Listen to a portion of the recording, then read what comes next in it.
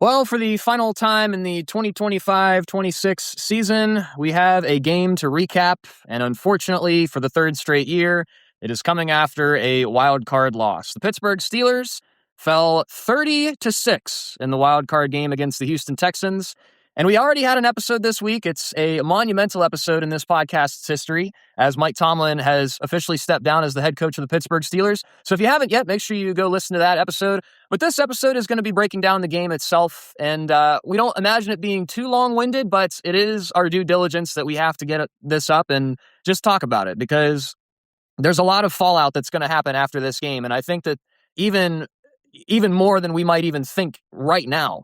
So, David, I first off, I want to say, on behalf of myself, thank you to your family for inviting me over, or at least having me over to watch this game. I would have been cooped up by myself in my bed in Cleveland, and I think I texted you on Sunday night. I said, "Hey, what is your family doing?" And you're like, "I think they can do something with you." So I went all the way over to Boardman and I watched with David's family. So for myself, I want to say a big thank you to Papa DeSantis and Miss Kristen for feeding me and giving me a place to watch the game. So that was pretty sweet.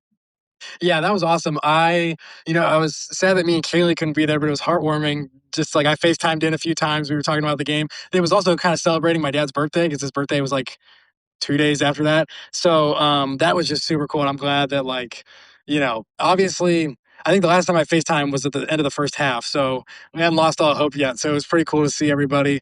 But yeah, that's just so awesome that was able to happen. I was really hoping that I would have an excuse to come back the next week. Yeah. But we didn't get to that point, unfortunately. So, but it is nice to know that the fact that I am living in Cleveland now and that I can take a not even 2-hour drive over to Boardman and watch a Steelers game, even if you're not there, it was very nice. So again, a big thank you to the DeSantis family for having me over. Where do you want to start with this game? Because I think it's a tale of two halves in a way, but at the same time, I think it's a little bit of fool's gold, even in what the first half score was. Yeah, I would agree with that. And I think that maybe we could begin with, man, I don't know, we just dive right into the first half if we want to even just go there, because I feel like even though the score very differed from the two halves, the game was very consistent. Like the same things happened throughout the game. Like I think to start, the Steelers have looked how we've been looking really all season long, starting out that slow pace, especially the offense. And, at least in the first half, our defense, maybe even just the first quarter, had really good shape. And had our defense was looking really good. And I was feeling confident about that. But we kind of saw the wear on that. And I think really what it boils down to is the only reason we were actually in this game for as long as we were was because CJ Stroud was trying his hardest to lose this game. I mean, he had 4 fumbles, 3 of which I think were snaps that he just dropped, wasn't looking. That's insanity. And I can't believe that they still won. It's crazy. So for me, those are my big takeaways of we played fine, but the only reason we were in it was because of CJ Stroud. What were your thoughts of the first half? I thought that their first 2 drives actually looked really good. I mean, right off the bat, big run from Jaylen Warren for, I think, 9 yards. There was an inside screen to DK Metcalf that he had a lot of yards after the catch. And then after that, a couple of routes went the wrong way. The third down to Kenneth Gainwell, Aaron Rodgers was expecting a deeper route on that one. Instead, Gainwell was a little bit more shallow with his route. And that stalled the first drive. And you think, okay, well, we had a couple of big plays, but we stalled out around midfield, which, again, you need to get into field goal range at the very least against this team to give yourself a shot. And they stalled out just a little bit too quickly. But then that second drive, you figure they were working that one pretty well.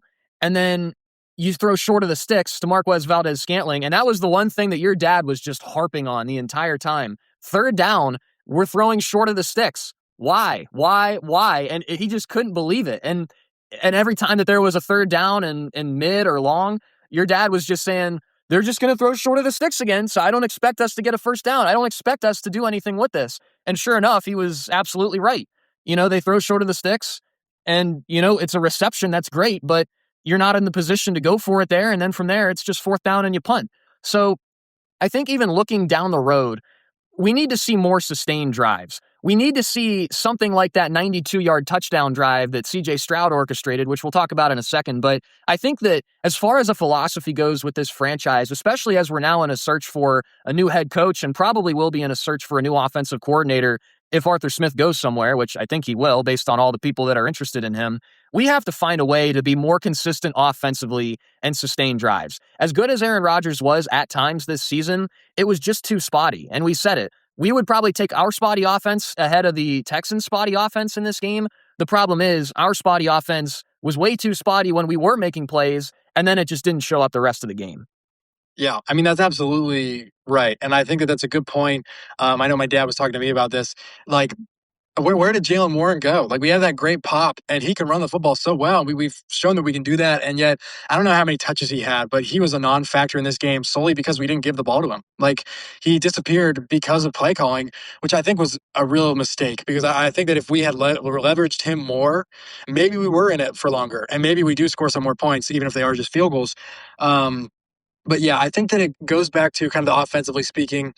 I mentioned this a while ago about Mike Tomlin's complimentary football, that it is such a fragile system having a team like that.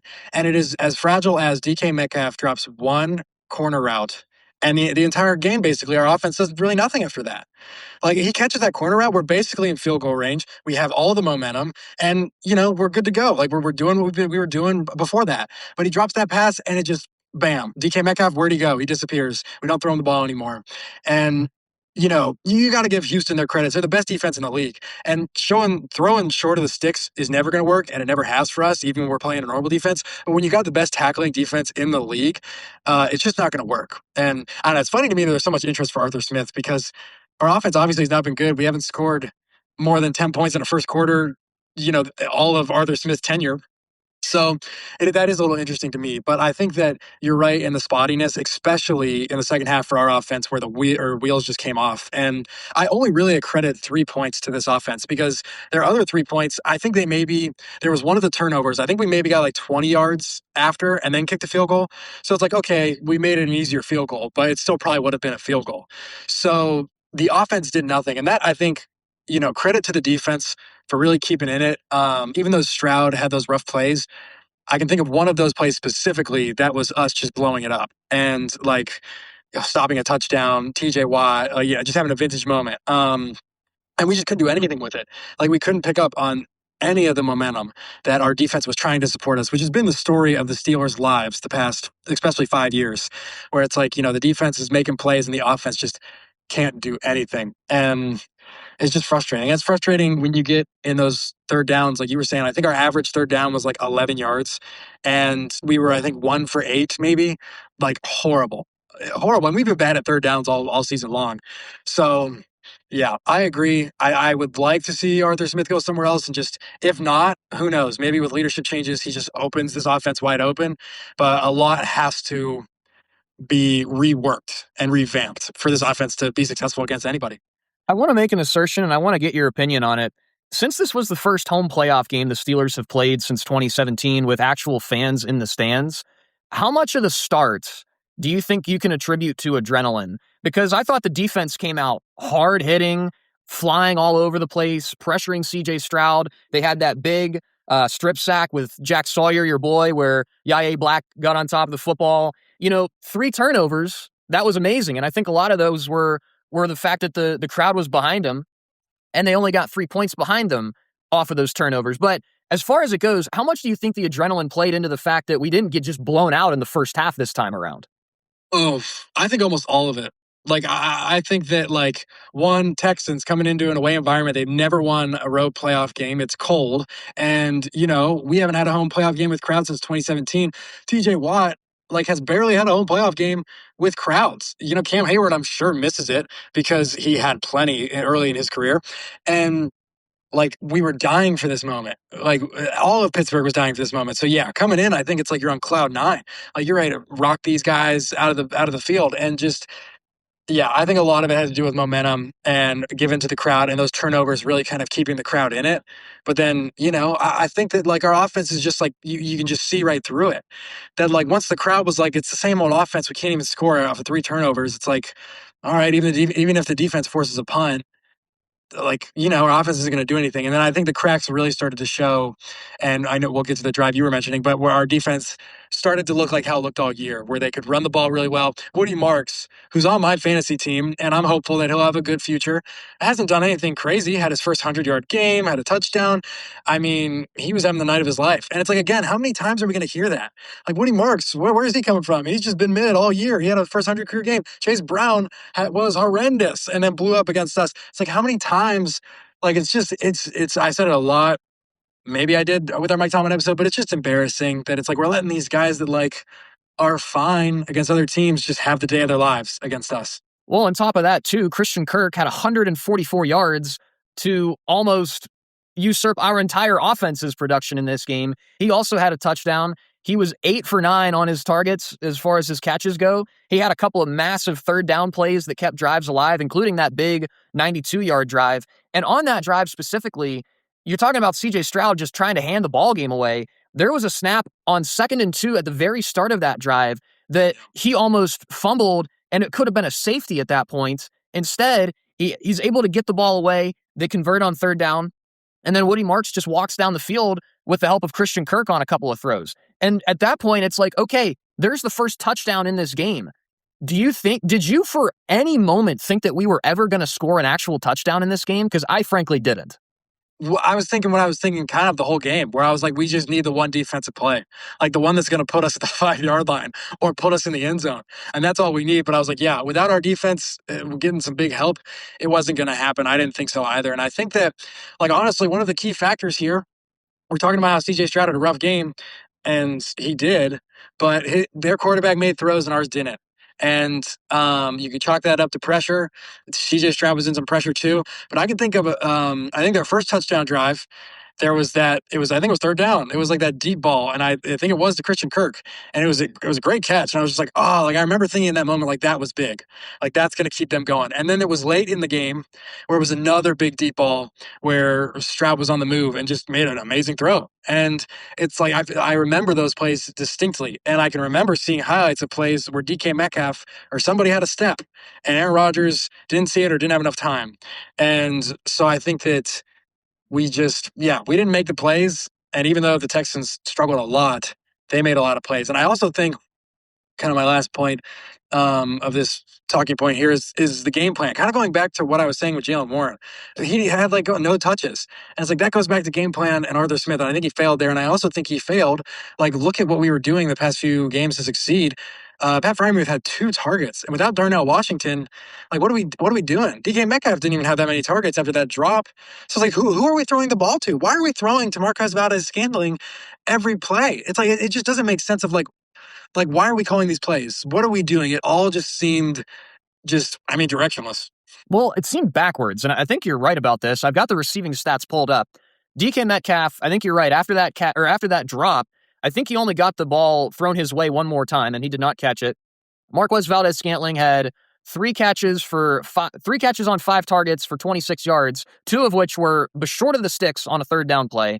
Kenneth Gainwell, 4 catches for 26 yards. A lot of his were behind the line. And again, those little short screen passes, that was the offensive game plan. I mean, you could see it. I mean, the Texans saw it. It was not hard to read, and they're blowing this stuff up in the backfield. And this is what happens. You do that on 1st and 2nd down, and then you have 3rd and forever. It's no wonder we didn't convert any 3rd downs in this game.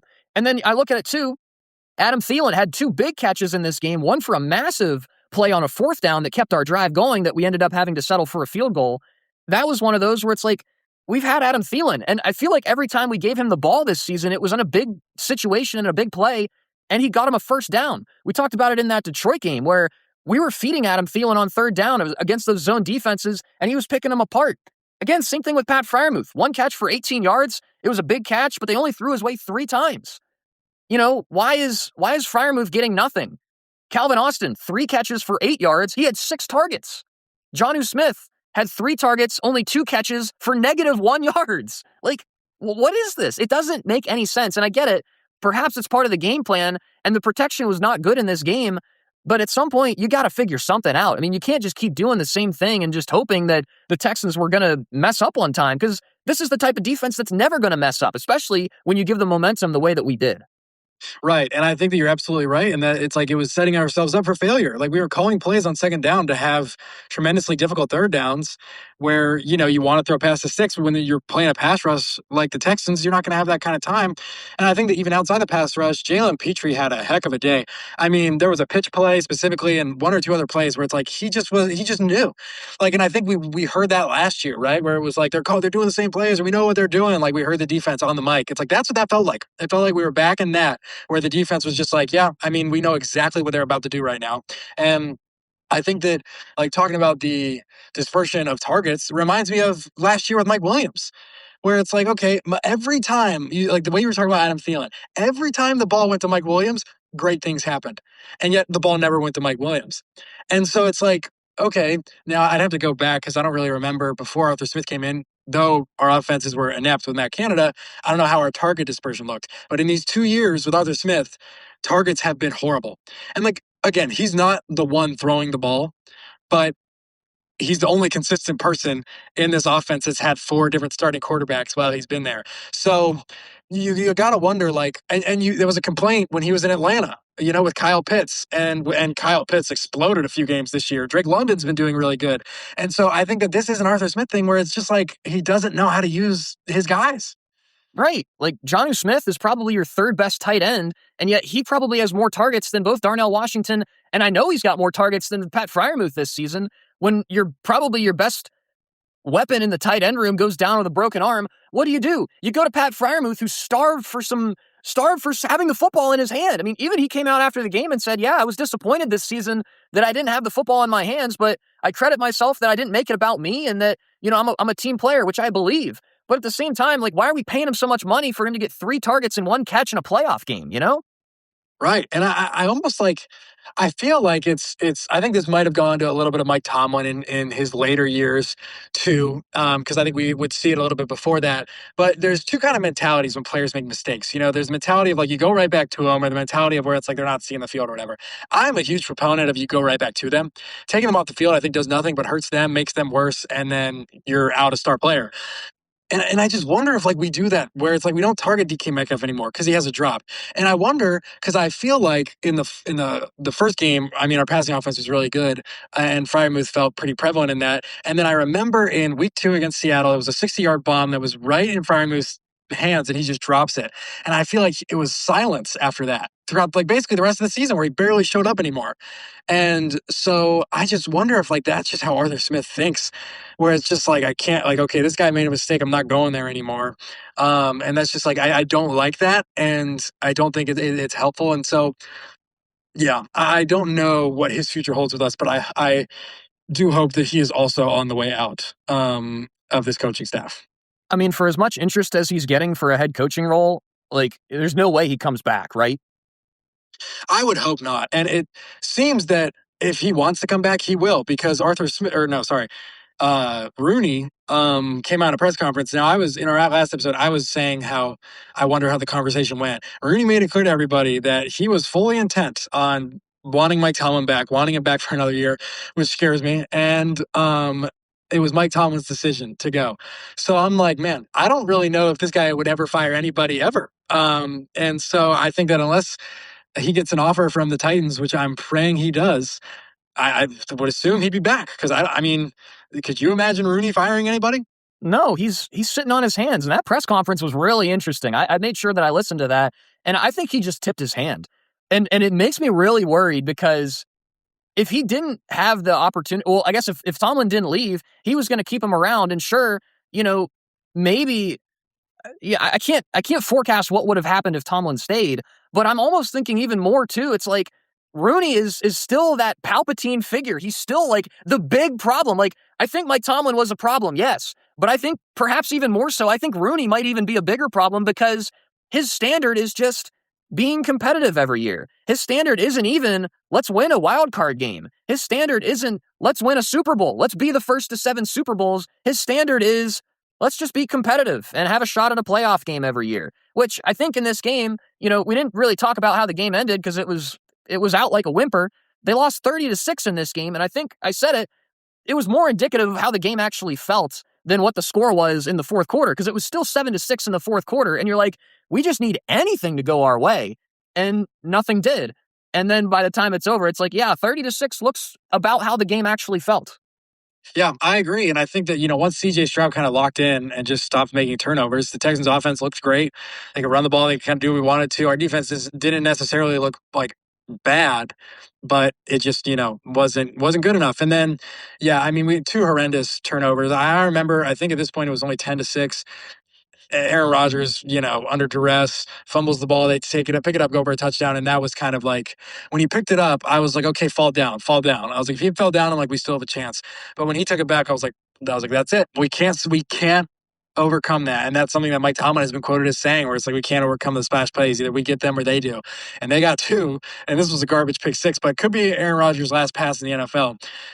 Being that crazy pick six, and it ended horribly. And I think that you're right in Art Rooney. I didn't listen to the whole thing, but like this, like, and I think he walked away content with this. Like, he walked away totally fine. Like, hey, we were in the playoffs. Hey, we had a home playoff game. Sold some more tickets. And I think that the owner of the Ravens finally got out there and said some things.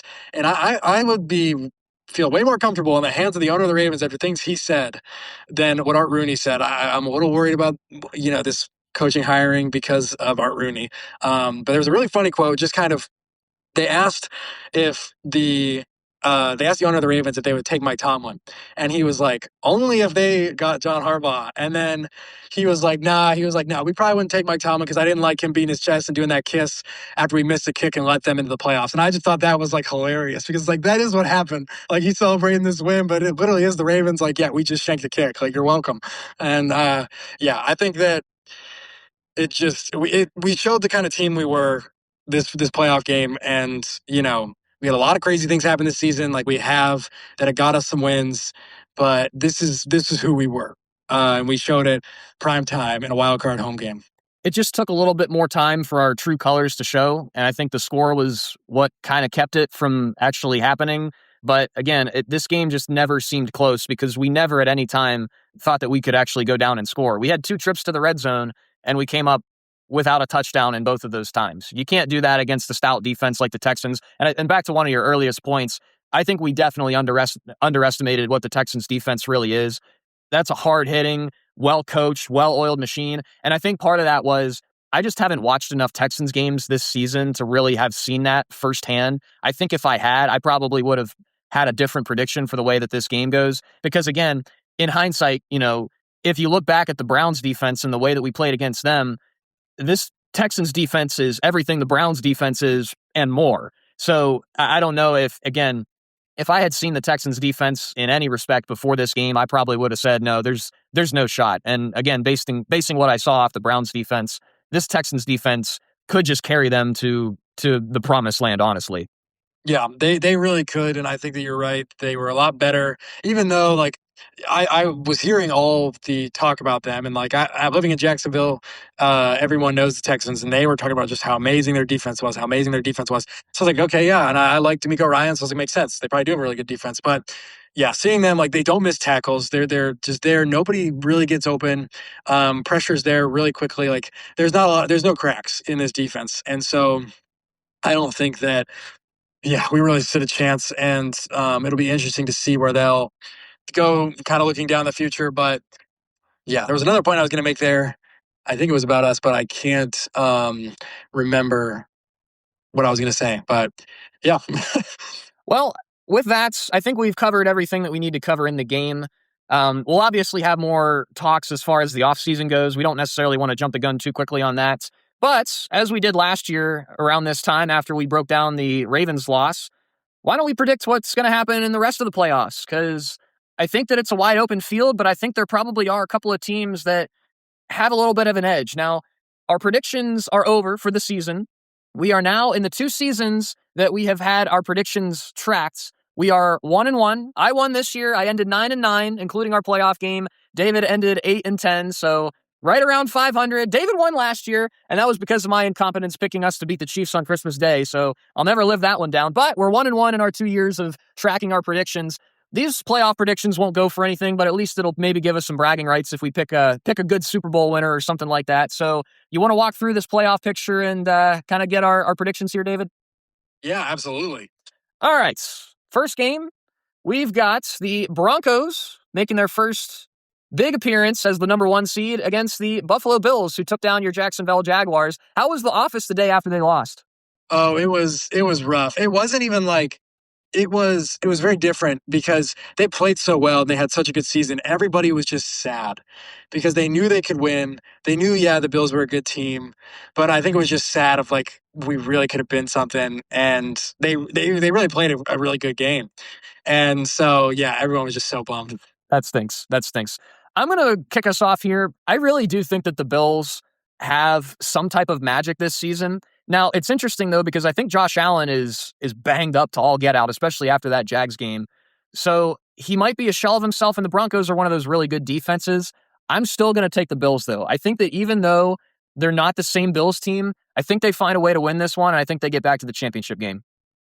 I agree. I think that it's almost like I think it's very similar, almost you could say, to the Steelers in 2005 and 2008, where like Jim Nantz and Tony Romo were talking about this. Like Josh Allen, there is no doubt that he is looking around saying there is no Patrick Mahomes, there is no Joe Burrow, there is no Lamar Jackson. If there is a time to do this, now is my time. And I think that in 2005 and 2008, Tom Brady wasn't there. We didn't have to play him. This was our time to go win. And so I think that he feels that. I think Sean McDermott feels pressure. I think that it's just, there is no satisfaction if you don't win a Super Bowl. Like you look at like the grass is always greener, sure. Like we were just talking in our group chat with our Eagles friend who's like, it's tough to be a Birds fan. And it's like it is. They looked bad this year and they lost in a bad playoff game. And then our Giants friend was like, oh, stinks of you guys. It's like, yeah, like sure, that looks good because you're winning 2 games a year. But like I'm sure, like I think the 49ers, I'm like, oh man, they're getting there every year. Like that's probably great. 49er fans are probably sick right now. I just want to win a Super Bowl. So unless you win a Super Bowl, that's it. And so I think Sean McDermott feels that. I think just all of Buffalo feels that. And I really do think that this could be just the road warriors going through, having to play the 3 seed, the 1 seed, the 2 seed. And I think Josh Allen gets it done against Denver. And I think Denver fails to have a playoff win for another 10 years. All right.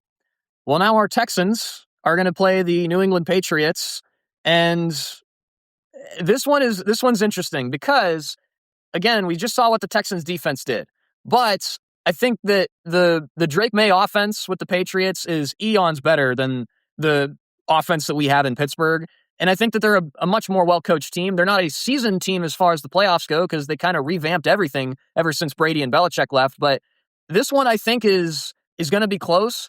And I think it's just going to be another heartbreak for Texans fans having not gotten to the championship game ever. I'm taking the Patriots in this one, and I'm going to give an AFC East, AFC championship game. I completely agree. I think that the Patriots defense is legit, and I think they may not be as good as the Texans, but they're real good. They're better than us, and Stroud I think is going to play like he did against us, and those mistakes are going to cost him a whole lot more than 3 points. And so I also think that yes, their offense is a lot better than ours, and I think their offense will score. And I think even if it's just field goals, kind of like what you saw against the Chargers, they were getting field goals, like they were moving the ball. So I think, yeah, the Texans are going to lose. And I think, the Patriots not might be seasoned too well, but they have an unbelievably seasoned head coach as a player and a coach. So, yeah, I take the Patriots, and I think we got a fun Bills-Patriots rematch. They're split 1-1 this year, so it'll be real interesting. All right. Do you want to kick off the NFC? We've got Seahawks, Niners, and then Bears and Rams. Yeah, absolutely. So we'll start with the Seahawks and Niners, a rematch of the Week 18 division matchup. And, Seattle has kind of looked like the team of the year this year. I think that they've looked the most stout all year. The Broncos, it's been like they've really, escaped some games. The Patriots, people are still saying, have they beaten anyone good? And I think that, the Niners and the Rams are still stout teams, but you got to look at the Seahawks. They beat them both. They got the 1 seed. And I think the 12th man is hungry to, root for a good team. I think that the Niners, this isn't their best year. Yes, they've had some good wins. Yes, Brock Purdy has looked better than most years, I'd say.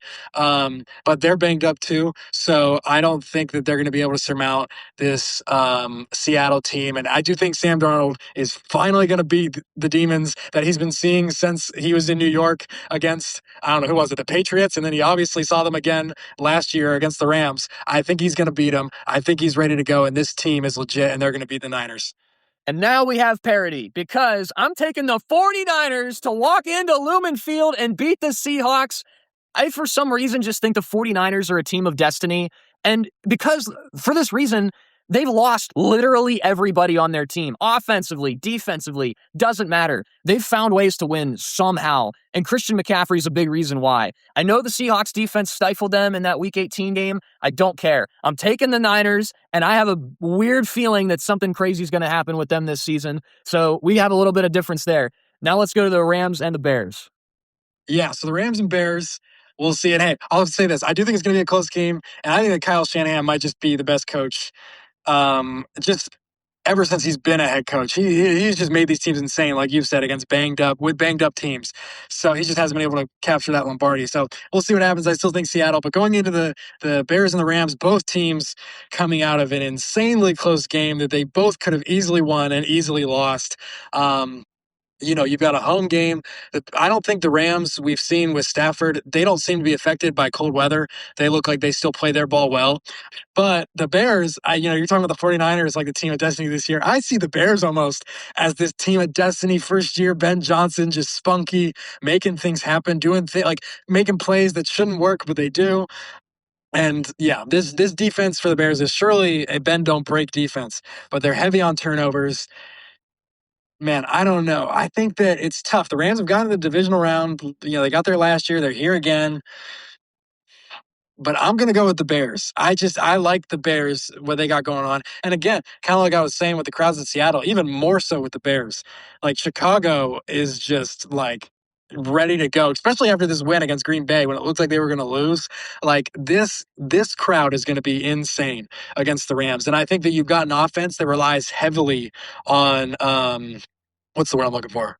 Line of scrimmage adjustments, making changes. When you've got the Bears crowd like screaming at you, it's going to be a lot harder to do that. Granted, they did it against the Panthers, and the Panthers, Carolina was hungry too, but I'm still going to go with the Bears with a win. I think Caleb Williams is going to make some more crazy plays, and they're going to go to the NFC Championship. How crazy would that be? And not that I'm tipping my hand or anything, I could see this one being a coin flip, honestly, because I think that the Bears crowd, absolutely, that plays a massive factor into this. I think Matt Stafford, of all the quarterbacks, though, he's one of those guys that can walk in anywhere and just win a game. Now, here's the other thing, though. I think that perhaps some of the adrenaline that the Bears would have, not that it's lost necessarily, but it might not be aggrandized as much than when they played the Packers. Obviously, Packers-Bears, one of the best rivalries in football, one of the best rivalries in any sport, in any capacity.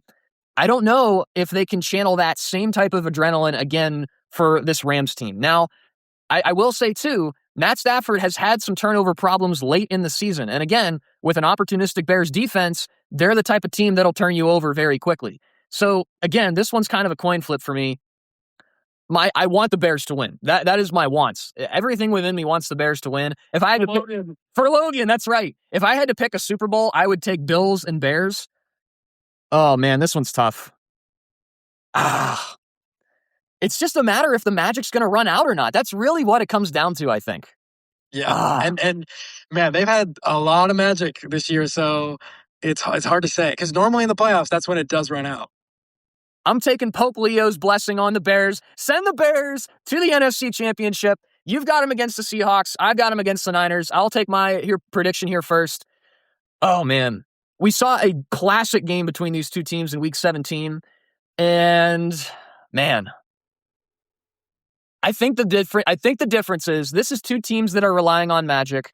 I think the lack of George Kittle finally gets to the Niners. Oh, man. Am I really going to predict the Bears to go to the Super Bowl? Am I really going to do that? Man, against the Niners? Oh. The Niners just end up in the Super Bowl all the time, though, don't they? Screw it. I'm taking the Bears. Bears to the bowl, baby. Right. Let's go. I am not as bold as you. I just love this Seahawks team. Like, there's just something about them. I think that they're very complete. I think that they run their system so well. And, Sam Darnold, too, he makes mistakes also, dips pretty heavy into the turnovers. And again, if I'm predicting the Bears to be there, the Bears like that. But I think that Seattle finishes business, gets to their first Super Bowl since the one that won't be named by Seattle fans, and punches their ticket as the 1 seed. Okay. Now we've got the AFC Championship and AFC East bouts, Bills and Patriots. The Patriots sitting on 6 Super Bowl rings, could be the first to 7. The Bills, having lost 4 straight Super Bowls, have never won a Super Bowl, but this is the time. Who do you want? Who do you want? What you want to go first? You want me to go first? I can go first because I'll give you two predictions.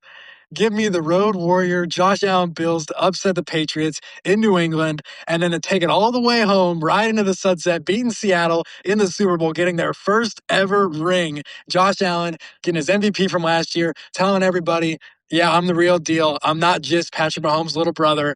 I can win a Super Bowl for a city that has never won a Super Bowl, has proven that they fumble their way out of Super Bowls and lose Super Bowls. I think this is the year, the Buffalo Mania in Highmark's last year in a stadium, their last year without a dome. They're going to take it all the way and win a dang Super Bowl. How awesome would that watch party be at Highmark Stadium, especially? Because you know they're going to do it, right? Oh, without a doubt. That'd be epic. All right.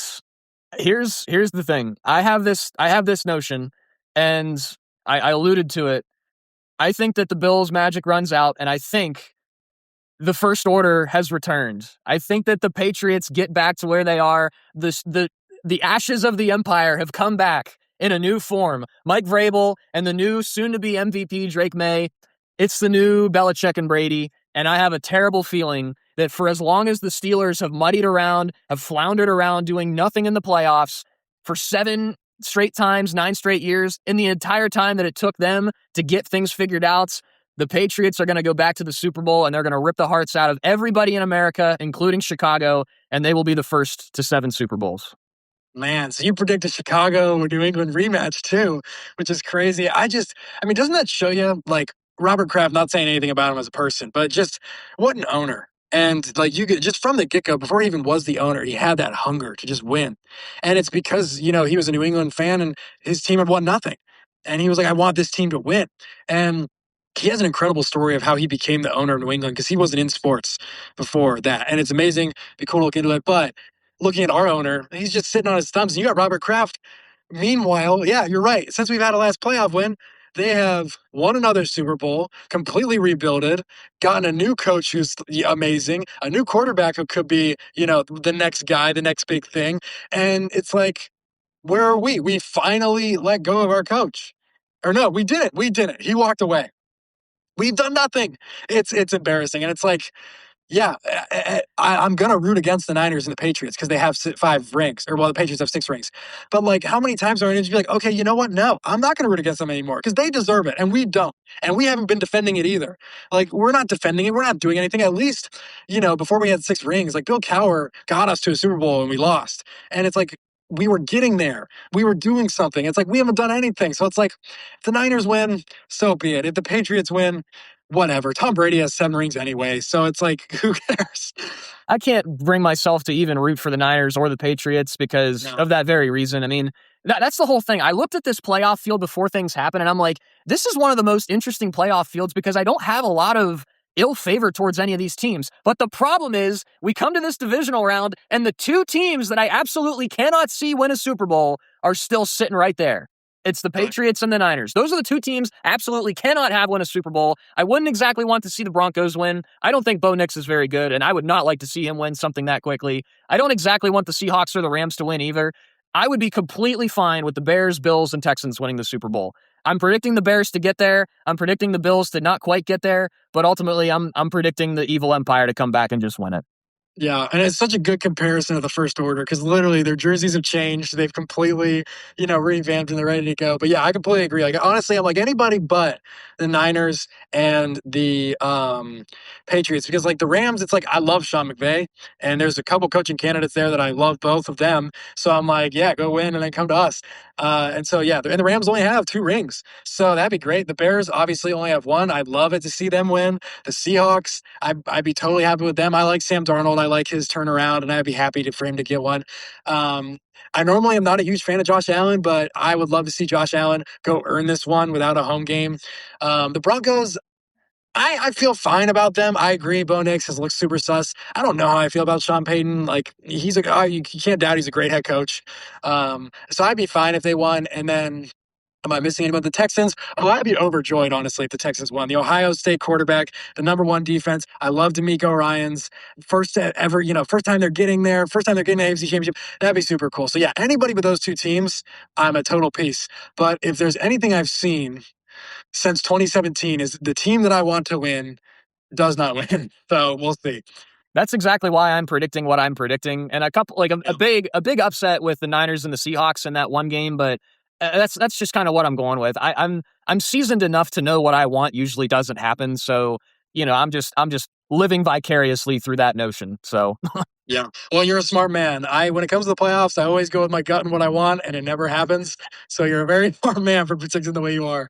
Well, I appreciate it, but we'll see what happens. Who knows? Maybe you're right. Maybe I'm right. Maybe neither of us are right. Maybe the Broncos will just take care of their own business and just win it outright. Who knows? But that's why we predict. We don't know what's going to happen. So that's a little fun segment for you. And this episode went a whole lot longer than we thought it was going to be. We cut the talking here, and that's just the ball talking that we like to do here on the Boardman Black and Gold podcast. Even if it doesn't involve the Steelers, we like to talk ball, and we will undoubtedly be talking a lot of ball this offseason. So if you haven't already, make sure you leave us a 5-star rating on your podcast platform, whether that's Spotify, Apple Podcasts, Buzzsprout, wherever you listen to the podcast. Make sure you leave us a 5-star rating, leave a comment, and let us know your thoughts on, what's going on. Give us your thoughts on the game that just happened with the Texans and Steelers. Hey, give us your playoff predictions as well. Who do you think's going to go on and win the Super Bowl? As always, you can always follow us at Boardman and Gold on Instagram as well. Send us your DMs, and we're going to have plenty of guests this offseason. This is something that we're going to do to revamp. We have a lot of Steelers fans with a lot of opinions that we're going to really get featured on this podcast. So if you're interested in joining us for a inside perspective episode on the Pittsburgh Steelers, let us know. Send us a DM, and we'll get that set up for you. And as far as me and David go, we're going to have a lot to talk about this offseason. We alluded to it in our Mike Tomlin episode. There's a lot to talk about. There's probably going to be a quarterback turnover. There's going to be a coaching turnover. There's going to be personnel turnover. There's going to be a lot to talk about, and we're going to break it all down here on the Boardman Black and Gold podcast. I'm excited. I can't necessarily speak for David. I'm pretty sure I can, though. Oh, I'm very excited. I think it's nice to put a close to. We've had the same season 3 times in a row, especially these past 2 seasons. They've been exactly the same.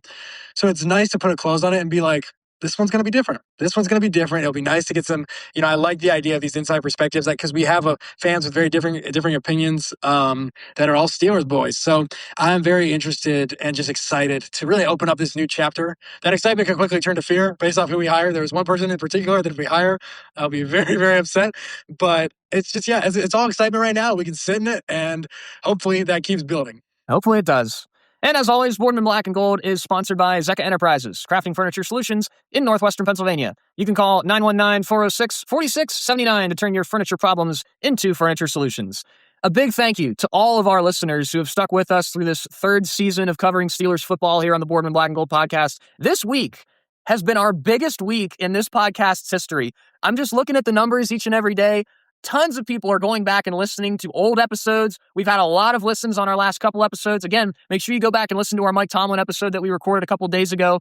Just keep listening. We enjoy doing these podcasts, and it makes it even easier when we know that people are listening and are enjoying just listening to our opinions and stuff like that. And heck, we want to field your opinions. We want to know what Steelers Nation thinks of what's going on. Obviously, David and I, we kind of share a brain cell when it comes to the Steelers, and I think that's been born of the fact that we have done this podcast now for 3 years, but we want to hear what you have to say. And at the end of the day, though, we're just so blessed to have the numbers that we're having, and we're just glad to be able to do this each and every year. Yeah, we are very blessed, and I'm so thankful that we get to be able to do this. And I guess really, as far as this growth this week goes, we just got to say thank you to Mike Tomlin.